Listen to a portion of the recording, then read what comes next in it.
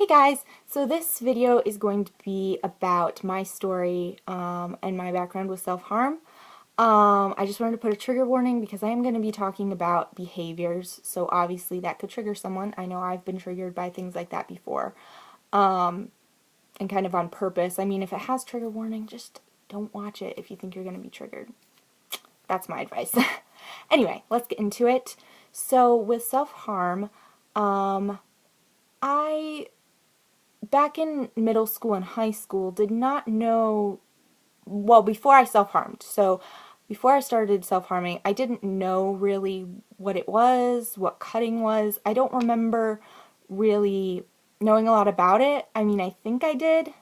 It's been a while, so I don't remember.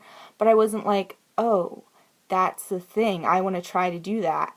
I was just, the first time I self-harmed, I was just so frustrated. I didn't know what else to do, and I just started hurting myself. And then a little while later, I knew, realized that, oh, this is what self-harm is. This is what cutting is. I don't want to do this anymore. And so I did stop for a little while. Anyway, so the first time I self-harmed, I was 15. It was the end of 10th grade. I think it was March of that year. So I just remember what the weather was like. I don't remember the specific day, but I remember going out in my garage and being frustrated about something. I was crying.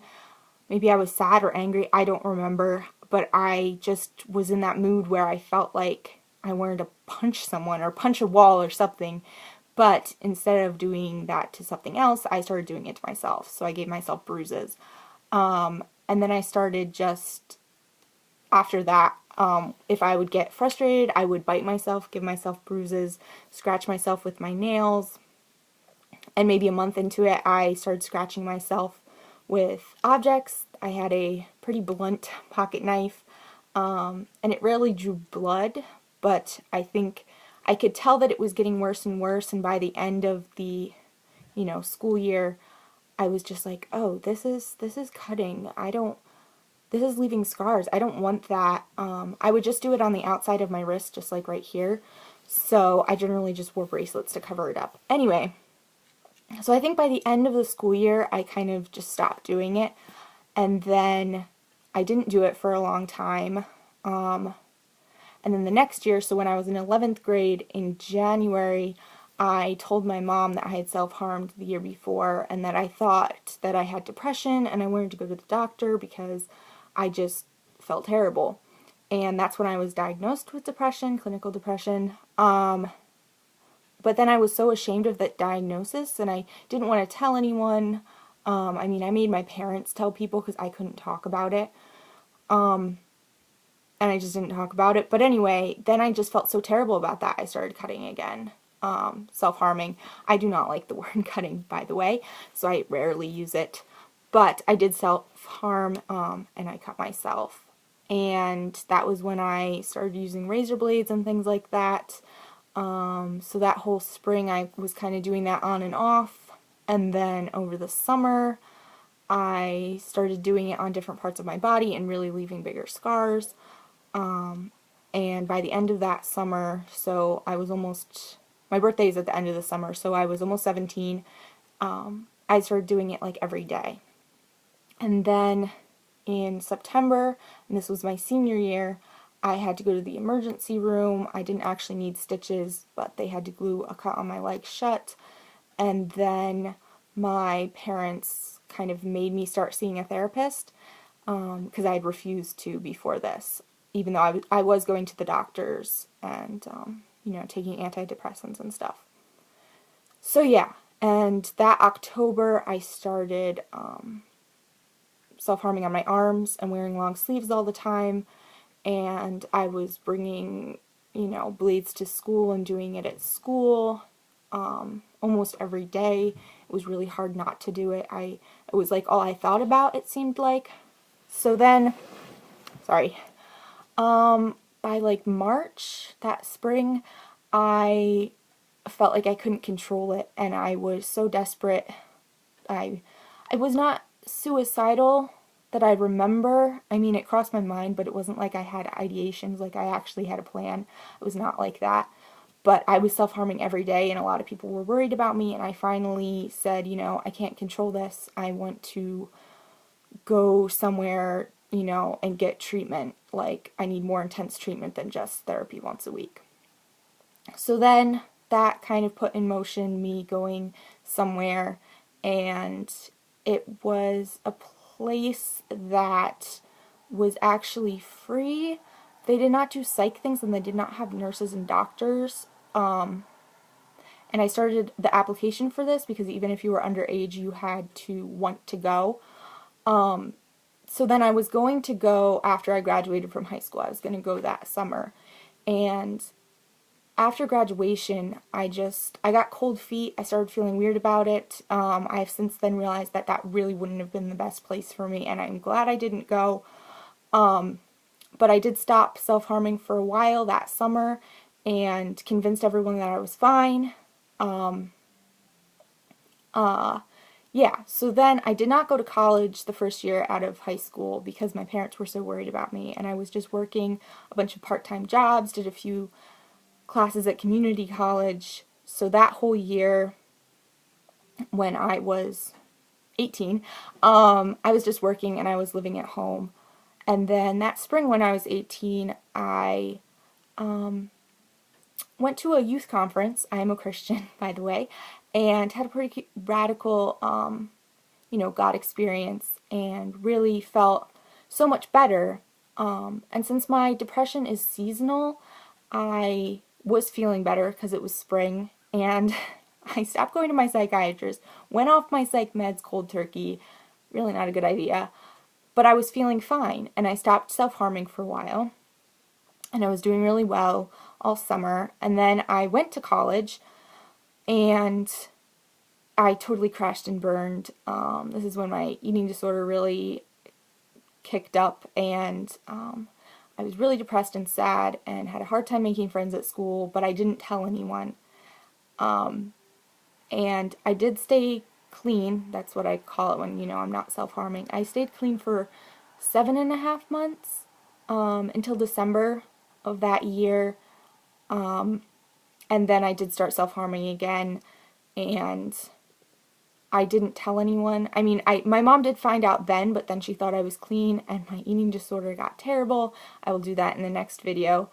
But, so I didn't go back to school for the spring semester. I was transferring schools, so I just stayed home, was working full-time that spring and summer, and was just out of control self-harming and eating disorder-wise.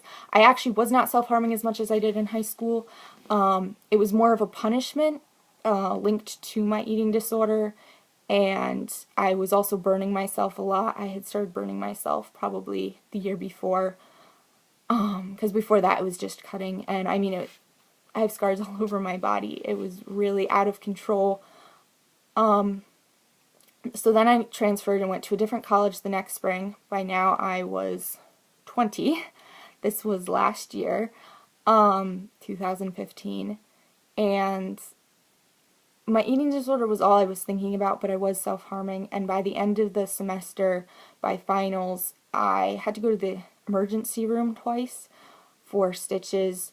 So that was actually exactly a year ago from when I'm filming this, the first time I had to go to the emergency room.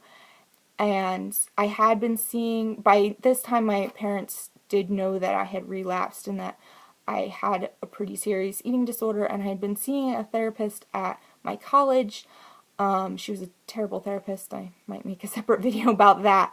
So that actually didn't really help. I went home over winter break, and I had all my classes scheduled for the spring semester. I was all ready to go back, and I started seeing a therapist at home, a totally different one, and she's amazing. I still see her. I love her.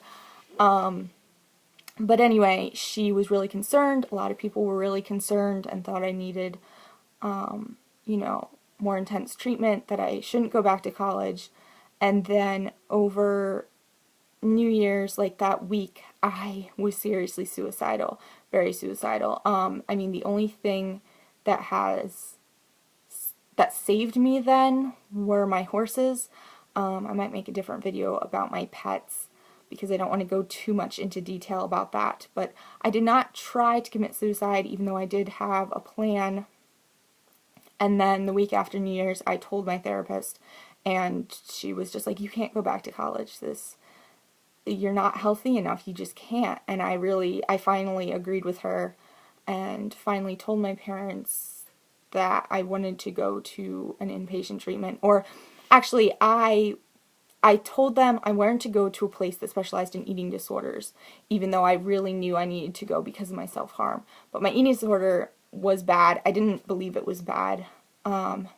Anyway, so I thought I was just going to go to the residential treatment that this place had, because they stepped down from inpatient residential, PHP, that type of thing. And because physically I felt like I was fine, but then they couldn't decide which level of treatment to put me in, and they ended up talking to my therapist, and she really told them, no, she needs to be an inpatient. She needs to have people watching her because she, is suicidal and self-harming so much. So I ended up going to the inpatient. And that treatment center, which I really liked, it really worked for me. It was lovely. I think it was the best place for me to go. That was Remuda Ranch in Arizona. And I was I was inpatient for 5 weeks, where at some points I was like one-on-one and line of sight, and they really had to be on top of me. I was still self-harming a lot, even though my eating disorder improved drastically. It really helped my eating disorder so much. But I think that I've had that lesser time, and the self-harm I've had longer, so it's just hung on more. But then I went to residential, and I was there the rest of my stay except for the last week, which I was technically PHP, even though I still lived there. PHP is Partial Hospitalization Program. So anyway, I was there 3 months, and I think about halfway through, it was like March, I completely stopped self-harming, because even though I was in this treatment place, I still got things to self-harm. I was still hurting myself. But I finally committed to stop doing that. It was really good. I came home in May, so I was there from the end of January to the last day of April. Came home May 1st. I did an overnight flight because I'm not anywhere close to Arizona. So yeah, I came home. I started going to an IOP, which is Intensive Outpatient Treatment Program. I was there for 2 months and like a week or two. Into July. I had gotten a job at the end of June, and I was working all summer. That was a summer job. And then at the end of August, I was about 5 months clean. Would that be right? April, May, June, July. Oh, yeah, 5 months clean. And my seasonal depression